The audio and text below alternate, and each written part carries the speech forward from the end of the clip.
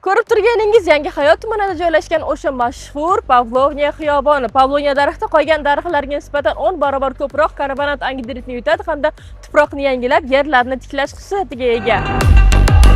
Bu esa Termizdagi bo'lajak Pavlovniya alleyasi.